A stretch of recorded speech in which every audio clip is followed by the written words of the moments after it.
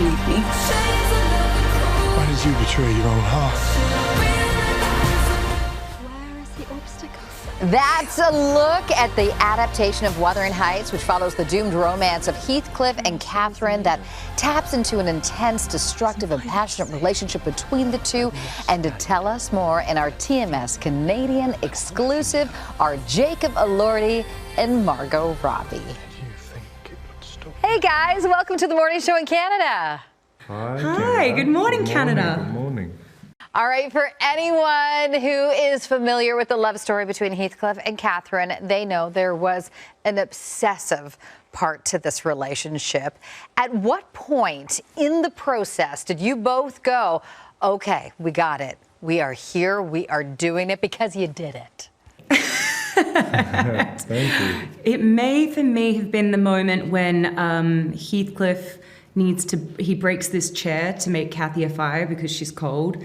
And I remember thinking, we were all on set being like, oh, should props maybe pre-break the chair and then kind of glue it a little bit, and then Jacob could pick it up, and then it'll break easily. And like, Jacob just literally got up and picked up this huge heavy chair and just smashed it on the ground, and we all went, oh! And we're like, oh, okay, we'll not do that. That looked good. And I thought, there's Heathcliff, there he is. And we all just had the reaction that I think the audience needs to have for this scene. So I think we're in it now.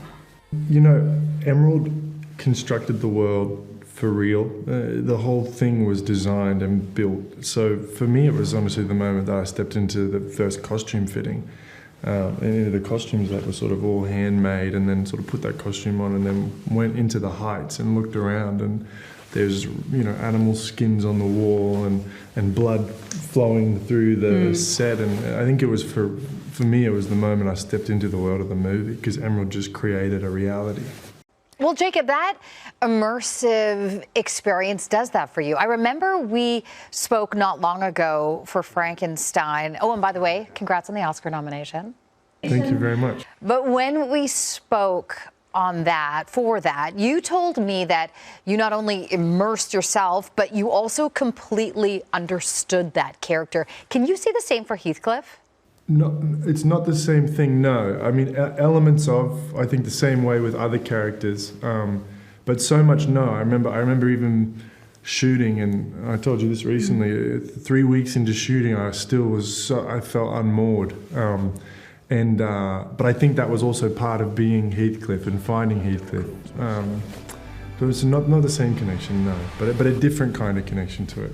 Margot, what about you? Of all the roles you've played, where does Catherine rank? She's one of my favorites, and she's very fun to play. She's just so dramatic. She's such a brat. She's such a madam. She's a nightmare, and so I don't know. It's kind of like joy in getting to be like that, because you can't be like that in real life. No one would put up with it outside of Heathcliff. So I loved it.